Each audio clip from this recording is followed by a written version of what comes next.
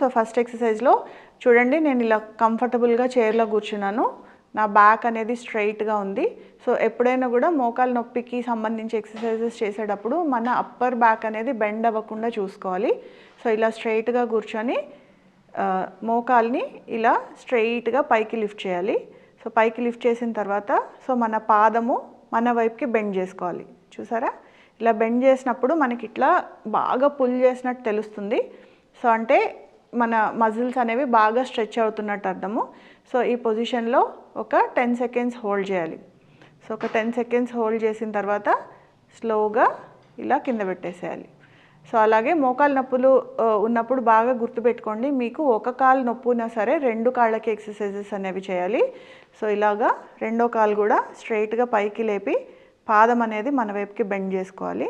So ఈ exercise చేసేటప్పుడు మన బ్యాక్ అనేది స్ట్రైట్గా ఉండేటట్టు చూసుకోండి. సో ఇలా బెండ్ చేసి ఒక 10 సెకండ్స్ హోల్డ్ చేసి స్లోగా కింద పెట్టేసేయాలి. సో ఇది ఫస్ట్ ఎక్సర్సైజ్ అండి. సెకండ్ ఎక్సర్సైజ్లో 2 కాళ్ళు ఇలా క్రాస్ చేయాలి. సో ఇలా క్రాస్ చేసి పైకి లిఫ్ట్ చేయాలి. సో ఇలా క్రాస్ చేసి పైకి లిఫ్ట్ చేసినప్పుడు ఏ కాలు అయితే కింద ఉందో ఆ కాలుకి మనం ఎక్సర్సైజ్ ఇస్తున్నట్టు పైనున్న కాలు దాన్ని రెసిస్ట్ చేస్తుంది. సో ఇలా లిఫ్ట్ చేసి పాదం అనేది కింద ఉన్న కాలు పాదము మన వైపు అనుకోవాలి. ఒక 10 సెకండ్స్ హోల్డ్ చేసి